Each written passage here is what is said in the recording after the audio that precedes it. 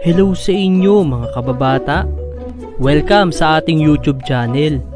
Salamat sa patuloy na suporta. At para tuloy-tuloy tayo sa paggawa ng video, huwag kalimutan na mag-like, share at subscribe. Dahil napakainit ng panahon ngayon, ayos! Makapagkape nga.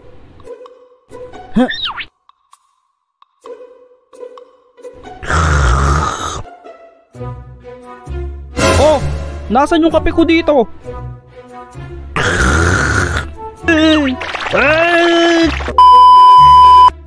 Pag-usapan natin ang masayang karanasan natin noon tuwing mainit ang panahon. Kayo, ano ang experience ninyo tuwing mainit ang panahon? Grabe init.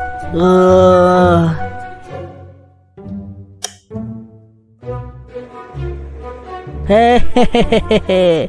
Number 3.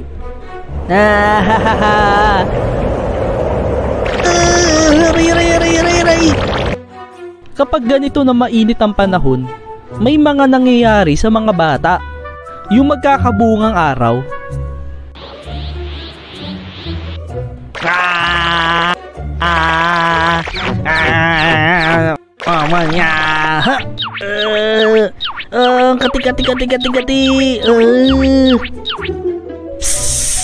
Hoy bata ka, umuwi ka nga doon.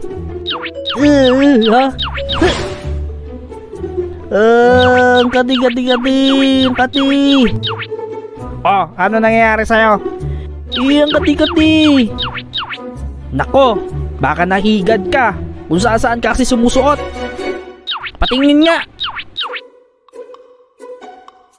Nako, meron kang bungang araw.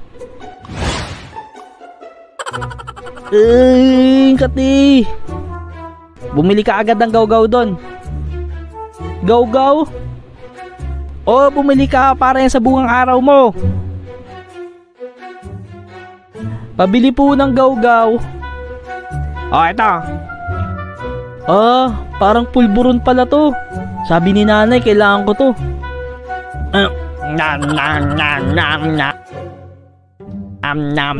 Hoy, anong ginagawa mo? Hindi yan kinakain. Ilalagay yan sa bungang araw mo sa likod.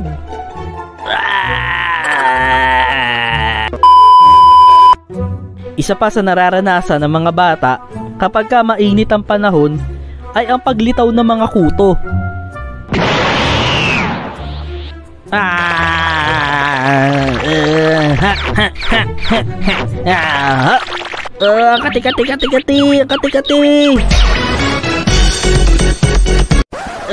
Kati. Kati. Ma, ang kati ng ulo ko.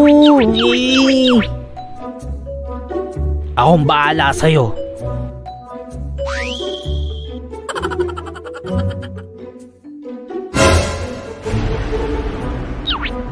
Takbo mga kasama! Nandyan na ang nanay! Meron naman kapag ka mainit ang panahon, nagpapainit ang battery sa bubong.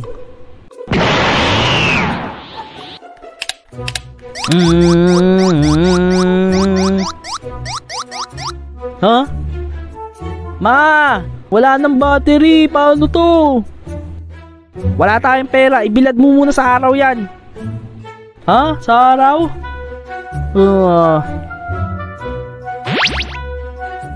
Siguro pwede na yun. Subukan ko.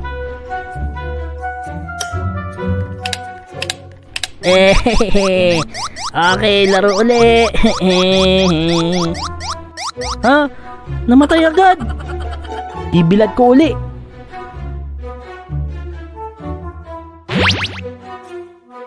Kanina pa yun, siguro full charge na yun. Asan ba yun?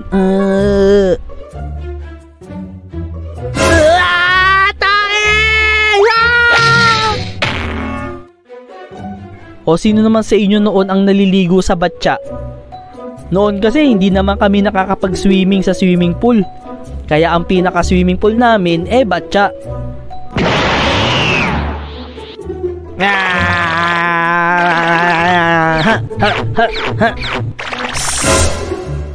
Bata ka, maligo ka nga doon. Amoy araw ka na naman. Ayaw. Sabing maligo na eh. Makakatikim ka talaga sa akin.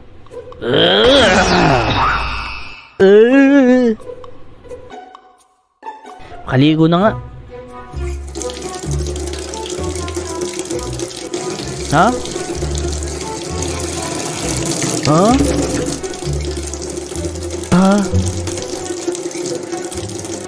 Ha? Alam ko na.